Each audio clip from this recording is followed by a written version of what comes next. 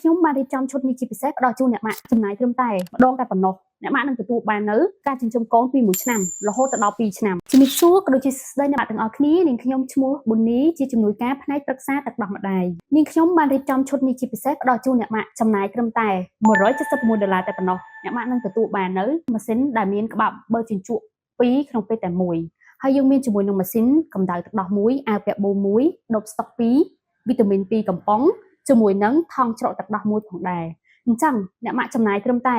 ម្ដងតែប៉ុណ្ណោះអ្នកម៉ាក់នឹងទទួលបាននៅការចិញ្ចឹមកូនពី1ឆ្នាំរហូតដល់2ឆ្នាំនិងជាពិសេសសម្រាប់ស្ត្រីមេផ្ទះដែលគាត់ចង់បានផលទឹកដោះ100%អ្នកម៉ាក់មិនត្រឹមតែទទួលបាននៅសម្ភារៈទាំងអស់នេះទេអ្នកម៉ាក់នឹងទទួលបាននៅការថែទាំសុខភាពនិងទារកពីវិជ្ជបណ្ឌិតយីរ៉ាស៊ីផ្ទាល់ដោយឥតគិតថ្លៃថែមទាំងមានអ្នកគ្រូជំនាញផ្នែកប្រឹក្សាទឹកដោះម្ដាយដែលចាំណែនាំបង្រៀនអ្នកម៉ាក់ឲ្យទទួលបាននៅផលទឹកដោះ100%ផងដែរអញ្ចឹងចាំការទៀតអ្នកម៉ាក់ទាំងអស់គ្នា promotion នេះគឺមានតែ20ឈុតតែប៉ុណ្ណោះអ្នកម៉ាក់កក់មុននឹងទទួលបាននៅតម្លៃពិសេសដែលមិនធ្លាប់មានពីមុនមក